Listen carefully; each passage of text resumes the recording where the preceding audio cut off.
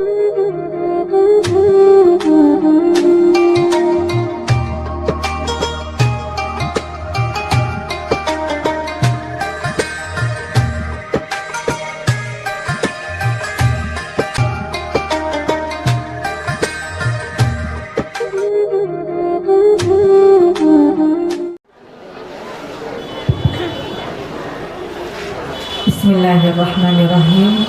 Assalamualaikum warahmatullahi wabarakatuh. Alhamdulillah, kita panjatkan syukur yang tiada henti-hentinya kehadirat Allah Subhanahu wa Ta'ala. Pada kesempatan yang berbahagia ini, kami sekeluarga bisa membawa Ananda Naja untuk silaturahim ke tempat yang mulia ini, di Majelis Taklim Pondok Al-Masyhuri. Masya Allah, bahagia sekali rasanya. Sebelum kita mulai sedikit bercerita tentang bagaimana Naja, kami di rumah memanggilnya Kak Naja karena Naja ini anak paling besar. Naja punya dua adik laki-laki, umur 10 tahun, 9 tahun, dan umur 5 tahun, 5 tahun setengah. Jadi di rumah kita panggil Kak Naja. Alhamdulillah, dalam usia sekarang Kak Naja 12 tahun, Allah sudah memberikan Kak Naja hafalan Al-Quran 30 juz, alhamdulillah, beserta terjemahannya. Alhamdulillah, Masya Allah. Dan sekarang Kak Naja sedang menghafalkan hadis dari kitab Al-Jami' Bainas Sahihain, baru sampai 834 hadis. Alhamdulillah. Pertanyaan yang tadi, bagaimana ceritanya Kak Naja bisa menghafal Al-Quran dan insya Allah mungkin. Nah, proses Kak Naja menghafal Al-Quran terlepas dari kondisi beliau yang seperti kita lihat seperti di hadapan kita semua. Jadi Kak Naja ini pada awalnya kami ikhtiarkan sejak di dalam kandungan, ya. Kami sering memperdengarkan murotal Al-Quran, memperdengarkan ayat-ayat suci Al-Quran. Walaupun pada waktu itu kami belum terfikir bahwa janin yang di dalam kandungan, kalau terus-menerus kita perdengarkan ayat suci Al-Quran, insya Allah nanti anak yang akan kita lahirkan itu akan dekat dan cinta dengan Al-Quran. Jadi awalnya dulu kami berikhtiar dengan menggunakan Al-Quran dengan niat awal untuk syifa sebagai obat, ya. Karena pada waktu itu saya punya kehamilan lemah, rahim lemah kalau kata dokter. Karena kakak Naja ini kehamilan saya yang kedua. Yang pertama umur 3 bulan keguguran. Nah, kemudian yang kedua baru diisi sama Kak Naja, dan ikhtiar kami melalui medis itu sudah banyak, ya, dengan mengkonsumsi obat-obat penguat kandungan dan lain sebagainya, tapi masih aja sering terjadi pendarahan. Jadi sesuai dengan anjuran dokter pada waktu itu menyarankan, Bu, lebih baik perdengarkan musik klasik supaya janin yang di dalam kandungan nanti tumbuhnya baik dan cerdas, kata dokter seperti itu.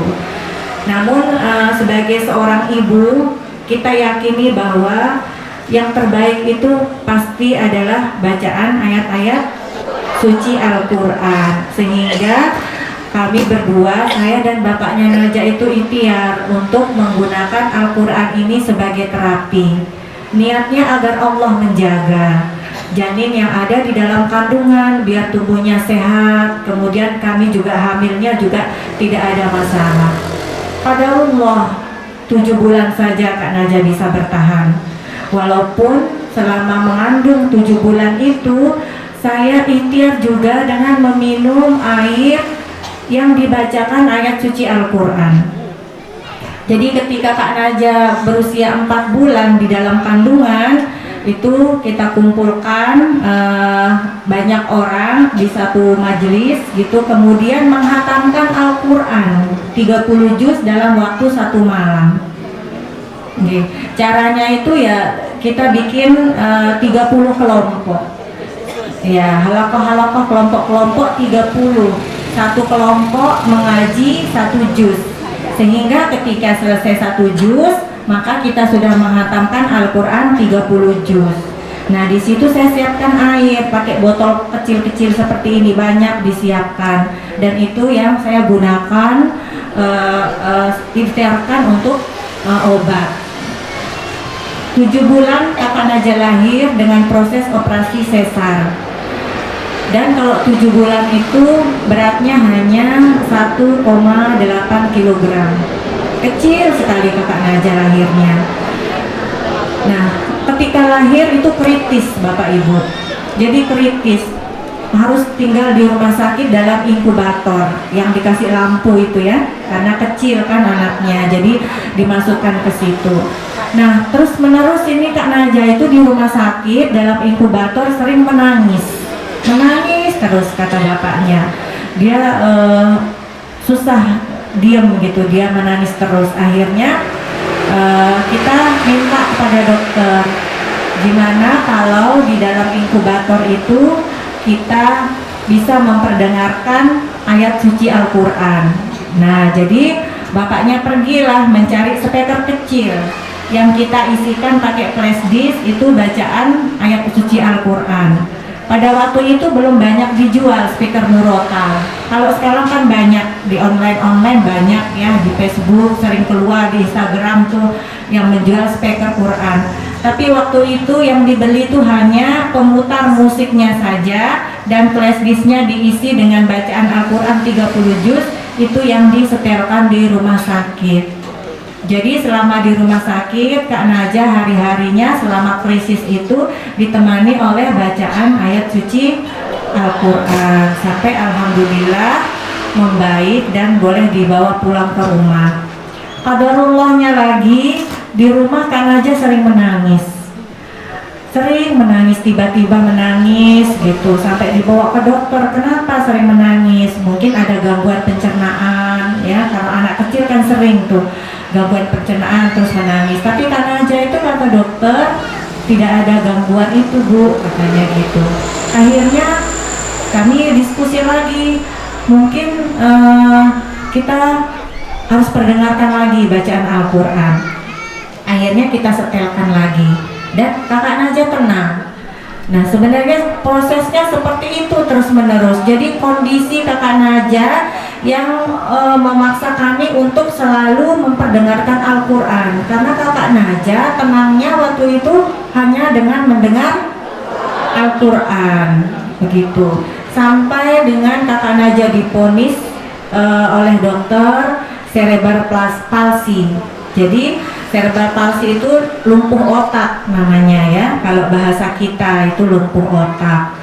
Tapi alhamdulillah Al-Quran yang diperdengarkan sejak dari dalam kandungan, kemudian sejak masih bayi dan masih anak-anak, itu terekam di memori Kakak Naja ya, terekam. Jadi waktu terapi pun, waktu kami bawa Kakak Naja ke Solo umur 3,5 tahun, itu kita ikhtiar bawa Kak Naja terapi ke Solo, kurang lebih 3 tahun saya di sana.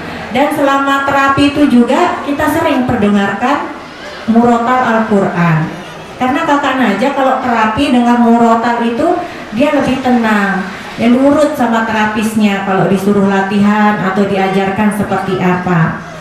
Sehingga singkat cerita pada usia 8 tahun Kak Naja minta sendiri, Mama Naja mau hafal Al-Quran.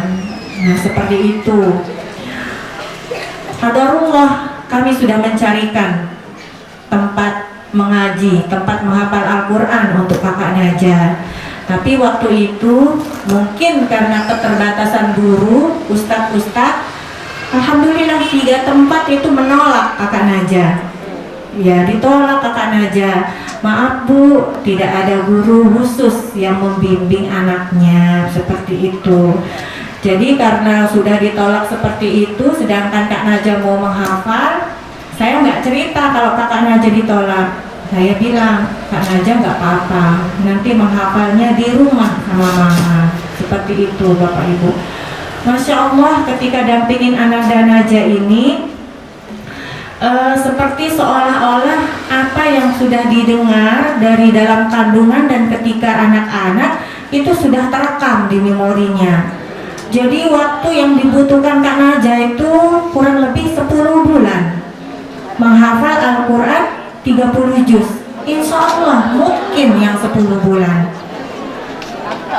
yaitu mujizat Al-Quran. Jadi kalau kita sering perdengarkan itu secara otomatis tersimpan di memori. Dan itu juga kata Ustadz Adi Hidayat, kalau kita mau anak kita hafal Al-Quran, mulai sejak dari dalam kandungan. Karena di medis, dari penelitian, itu ketika anak di dalam kandungan, yang pertama kali itu yang bisa dipakai di antara kita dikasih Allah mata, telinga, mulut, dan lain sebagainya, itu pertama itu pendengaran, telinga. Jadi jangan kita kira anak di dalam kandungan itu tidak mendengar apa yang kita bicarakan, apa yang kita pendengarkan. Anak mendengar. Dan di situ memori sel-sel sarafnya berkembang dengan pesat sekali. Jadi nanti ketika anak mulai menghafal Al-Quran, itu seperti seolah-olah di alam bawah sadarnya dia sudah sering mendengar ayat-ayat itu. Sehingga alhamdulillah seperti kakak Naja, mungkin ayah bunda bisa lihat kondisi kakak Naja seperti ini. Pelafalan huruf Al-Quran awalnya itu juga tidak sebagus yang sekarang. Tapi itu juga tidak mematahkan semangat kita sebagai orang tua untuk mendampingi anak kita. Gak apa-apa sudah, yang penting mau menghafal Al-Quran, yang penting kita mau mendampingi, kita carikan guru ngaji seperti itu. Alhamdulillah 10 bulan kakak Naja menyelesaikan hafalannya. Dan setelah mengikuti Hafiz Indonesia di RCTI, itu Abi Amir, mungkin banyak ya yang sudah menonton Hafiz Indonesia tahu Abi Amir ya, juri di Hafiz Indonesia di RCTI. Itu ketika ada tantangan tarjim itu menerjemahkan. Itu Naja tampil dan menerjemahkan 1 ayat atau 2 ayat waktu itu, dan Naja ini nilainya bagus sekali, nilai tarjimnya. Sampai Abi Amir mengatakan, sudah Naja, nanti setelah pulang dari Hafiz Indonesia, Naja hafalkan terjemahan Al-Quran ya, supaya apa yang sudah Naja hafal, Aja tahu maknanya. Nah itu pesan Abi Amir. Benar, pulang dari Hafiz Indonesia, di rumah Naja nagih, Mama mau hafal terjemahan Al-Quran. Nah bayangkan Bapak Ibu, Naja mau menghafal terjemahan Al-Quran, tapi Naja belum bisa membaca. Ya, belum bisa membaca Al-Quran pun sampai sekarang belum bisa. Jadi Naja murni mendengar, ya. Itulah mukjizat Al-Quran, ya. Hanya dengan mendengar saja kita bisa menghafalkan. Apalagi kalau kita yang normal, yang sempurna, dikasih Allah semua serba baik gitu ya. Kalau kita punya keinginan seperti kakak Naja ini, insya Allah pasti Allah akan mudahkan. Nah seperti itu. Jadi menghafal terjemahan tanpa bisa membaca, bisa kita bayangkan bagaimana? Ada yang bisa membayangkan kira-kira ngajarin Naja itu seperti apa? Ya, dia menghafalkan terjemahan dari Al-Quran 30 juz itu dalam waktu kurang lebih 4 bulan. Ya, 4 bulan itu atas izin Allah. Allah memudahkan kakak Naja karena Allah melihat kesungguhannya kakak Naja, semangatnya. Jadi kakak Naja kalau sudah ditarget, misalnya nih hari ini Naja hafalan 1 halaman terjemahan. Nah kalau belum dapat hafalannya, kakak Naja nggak mau makan. Nanti dulu mau makannya, Naja belum selesai hafal katanya, belum mau tidur juga. Nah, anak-anak kita apakah seperti itu di rumah? Enggak, makanya itu sekarang kan sudah tahu kenapa kakak Naja bisa seperti itu, karena kakak Naja yang semangat, kakak Naja yang bersungguh-sungguh. Jadi Allah kasih kemudahan, Allah kasih jalan, ya. Jadi kuncinya itu selalu kakak Naja pengen belajar Al-Quran lebih dan lebih, dan alhamdulillah Allah tunjukkan jalan begitu. Jadi kita manfaatkan itu smartphone, pakai handphone, ya. Jadi saya rekam itu Murotal yang 30 juz, terjemahannya saya rekam ayat 1 sampai ayat 30 itu saya rekam pakai handphone, kemudian kakak Naja dengar pakai handphone dan itu dihafalkan. Jadi kakak Naja dengan dalam usia 12 tahun mungkin dibilang oh nggak pernah pegang handphone, oh nggak pernah lihat YouTube, kakak Naja tetap main HP, tetap main game. Sekarang udah nggak kakak ya. Nah sekarang nonton YouTube, nontonnya perang-perang sahabat-sahabat di zaman Nabi dulu ya. Nah itu tontonannya kakak Naja seperti itu. Alhamdulillah kakak Naja menghafal hadis. Tiba-tiba Allah kasih ada syekh dari Gaza yang langsung menawarkan diri untuk membimbing hafalan hadis kakak Naja. Ya, karena kita selalu berdoa, ya Allah, kakak Naja pengen hafal hadis, tolong kasih jalan. Karena susah ya kalau kita misalnya nggak di pondok pesantren untuk dapat kitab hadis, untuk dapat guru susah. Makanya kita minta sama Allah, nanti Allah yang menggerakkan hati-hati orang soleh untuk bisa mengajarkan kakak Naja. Jadi kuncinya adalah bagaimana agar kita cinta dengan Al-Quran, dan ketika kita punya keinginan atau anak kita punya keinginan untuk menghafal Al-Quran, jangan ditunda, mulai dari sekarang ya. Entah itu ada cerita ini di Pontianak kemarin waktu Kak Naja di Pontianak itu baru balik ini hari Kamis ya, dari tanggal 6 sampai tanggal 9 itu ya baru pulang dari Pontianak. Ada seorang ustadz muda, umurnya 17 tahun, ya, belum menikah, masih single. Itu sama kemampuannya dengan Kak Naja. Jadi hafal Al-Quran 30 juz, kemudian hafal terjemahannya, hafal nomor ayat, hafal nomor halaman. Nah awalnya Ustadz Aiman namanya ya, Aiman kan 21 umurnya itu. Oh ya, umurnya 21 katanya. Ya, katanya umurnya 21. Nah ini cerita saja. Jadi ketika beliau mulai menghafal Al-Quran, masuk ke pondok. Nah itu selama 1 tahun dia hanya bisa menghafalkan hanya 3 juz. Juz 30, 29, 28, nggak bisa lebih. Tapi dia tetap berusaha. Kok susah sekali hafal. Tapi pas masuk tahun kedua, dia bisa 1 bulan 5 juz. Jadi Allah itu melihat sampai segimana sih semangatnya, istiqomahnya gitu. Tunggu aja seperti adik-adik di sini. Tadi kan Tuan Guru bilang ya, hafalannya ada yang 10 juz. Insya Allah setelah ini nanti 1 bulan bisa dapat 5 juz. Ya, jadi 4 bulan lagi bisa hatam Al-Quran 30 juz. Ya, jadi kakak Naja kesini semoga bisa menularkan semangatnya untuk cinta Al-Quran. Insya Allah Allah akan mudahkan nanti kalau kita bersungguh-sungguh. Mungkin itu teman-teman. Mungkin perlu yang tambahkan sedikit khusus untuk bapak-bapak, ibu-ibu begini yang memang bukan berlatar belakang seorang hafiz dan hafizah.